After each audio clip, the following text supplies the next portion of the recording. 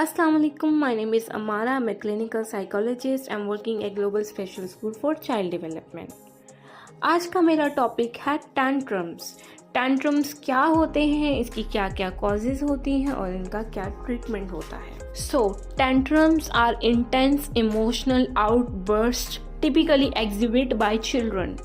Tantrums एक intense emotional outburst होता है, यानी कि एकदम से सडन कोई भी इमोशनल आउटबर्स्ट है, यानी कि बच्चा बहुत ज़्यादा अचानक से एग्रेसिव हो गया है और आउट ऑफ कंट्रोल हो गया है, तो उसको हम टैंट्रम्स कहते हैं। इसके कॉमन कैरेक्टरिस्टिक्स हम देख लेते हैं। सबसे पहले सडन ऑनसेट, यानी कि अचानक होता है और ये काफ़ी टाइम तक चलता रहता है, थोड़ी थोड़ी देर के बाद चलता रहता है।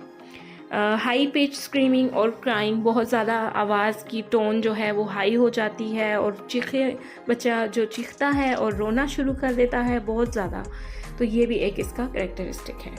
इसके अलावा किक करना या चीज़ों को फेंकना, थ्रोइंग ऑब्जेक्ट्स, इसके अलावा अपने आप को ज़मीन पर लटा लेना और अपना हेड जो है ज़मीन पे मारना या अपने आप को नुकसान पहुंचाना, loss of control, out of control हो जाना, तो ये कॉमन सिम्टम्स होते हैं या कैरेक्टरिस्टिक्स होते हैं टैंट्रम्स के। फिर हम इसकी कॉजेज़ देख लेते हैं कि क्या क्या वजह होती है टैंट्रम्स करता है बच्चा। तो कॉजेज़ में सबसे पहले आ जाती है फ्रस्ट्रेशन। बच्चा बहुत ज़्यादा फ्रस्ट्रेटेड हो गया किसी चीज़ से या वो बता नहीं पा रहा, तो वो टैंट्रम्स शो करेगा। टायर्डनेस और हंगर, बहुत ज़्यादा भूख लगी है या बहुत ज़्यादा बच्चा टायर्ड है, थक गया है, तो वो टैंट्रम्स शो करेगा। ओवर स्टिम्युलेशन होगी है किसी भी चीज़ की, तो बच्चा टैंट्रम्स करेगा। लैक ऑफ कम्युनिकेशन स्किल्स हैं, अगर बच्चा कम्युनिकेट नहीं करता अपने बड़ों से या छोटे बच्चों से इंगेज नहीं होता, तो वो टैंट्रम्स शो करेगा। सेंसरी इश्यूज़ हैं बच्चे को, टेक्टाइल इश्यूज़ हैं, ऑडिटरी सेंसरी इश्यूज़ हैं या ओरल सेंसिटिविटी है, किसी भी तरह के कोई सेंसरी इश्यूज़ हैं, इनकी वजह से बच्चा टैंट्रम्स शो करता है। मेडिकल कंडीशन हो, कहीं पे पेन हो या डिस्कम्फर्ट हो, तब भी बच्चा टैंट्रम्स शो करता है। अब हम आ जाते हैं ट्रीटमेंट की तरफ। ट्रीटमेंट और स्ट्रैटेजीज़ क्या क्या हो सकती हैं कि बच्चे के टैंट्रम्स को कंट्रोल किया जाए। ड्यूरिंग अ टैंट्रम बच्चे के साथ आप काम रहें, रिलैक्स रहें। अगर आप भी बच्चे के साथ टैंट्रम शो करेंगे तो बच्चे का जो टैंट्रम लेवल है वो हाई ही रहेगा, लो नहीं होगा।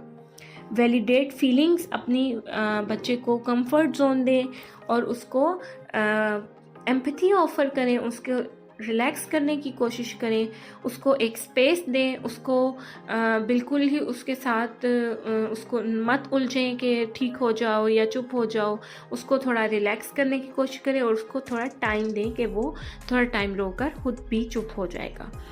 और फिज़िकली रेजिस्टेंस शो ना करें, उसको फिज़िकली इंगेज करने की कोशिश ना करें, उसको थोड़ा अवॉइड करें। अपनी लैंग्वेज को पॉजिटिव रखें और क्लियर बाउंड्रीज सेट करें, जैसे कि बच्चे को इस तरह से भी फील ना हो कि ये मुझे बहुत ज़्यादा अटेंशन दी जा रही है, कि बच्चा अटेंशन सीकिंग बिहेवियर भी समटाइम्स करता है। टैंट्रम के बाद बच्चे को कोपिंग स्किल्स सिखाएं, बच्चे को प्रॉब्लम सॉल्विंग टेक्निक सिखाएं कि प्रॉब्लम जब आती है तो हम किस किस तरीके से उसको सॉल्व कर सकते हैं। उसको कंफर्ट दें और उसको रीअश्योर करें कि हम आपके साथ हैं, आप ठीक हो जाएंगे, आप रिलैक्स रहें, या आपके पेरेंट्स आपके साथ हैं, या आपका जो भी बच्चा है, चाहे आपका कोई छोटा बहन भाई है या आपका बच्चा है, बेबी है, तो वो टैंट्रम्स शो कर रहा है, तो इस तरह से उसको रिलैक्स करें। अगर मैं थेरेपीज़ की बात करूं तो टैंट्रम्स में सीबीटी की जाती है, कॉग्निटिव बिहेवियरल थेरेपी, पीसीआईटी की जाती है, पेरेंट चाइल्ड इंटरैक्शन थेरेपी, जिसमें पेरेंट्स को ये टीच किया जाता है कि बच्चों से किस तरह से इंटरैक्ट करना है। अप्लाइड बिहेवियर एनालिसिस एबीए किया जाता है इस तरह के बच्चों का। ऑक्यूपेशनल थेरेपी की जाती है और पेरेंट ट्रेनिंग प्रोग्राम्स प्रोवाइड किए जाते हैं पेरेंट्स को। कुछ पेरेंटिंग टेक्निक्स अब मैं आपको बताती हूँ जिनकी वजह से टैंट्रम्स को आप कंट्रोल कर सकते हैं। एक तो है पॉजिटिव रीइंफोर्समेंट, कि बच्चे को पॉजिटिवली ट्रीट करना है आपने, पॉजिटिव रीइंफोर्समेंट के साथ। फिर टाइम आउट्स, बच्चे को थोड़ा टाइम दें, बच्चे को थोड़ी स्पेस दें। नेचुरल कॉन्सिक्वेंसेस, एक्टिव इग्नोरिंग, अगर बच्चा बहुत ज़्यादा अटेंशन सीकिंग बिहेवियर शो कर रहा है तो उसको थोड़ा सा इग्नोर करें। फिर हम मेडिकेशन पे आते हैं कि अगर बहुत ज़्यादा सिवियर केस है टेंट्रम्स का तो फिर हम मेडिकेशन भी स्टार्ट कर देते हैं, जिनमें सबसे आ जाती है पहले मेलाटोनिन।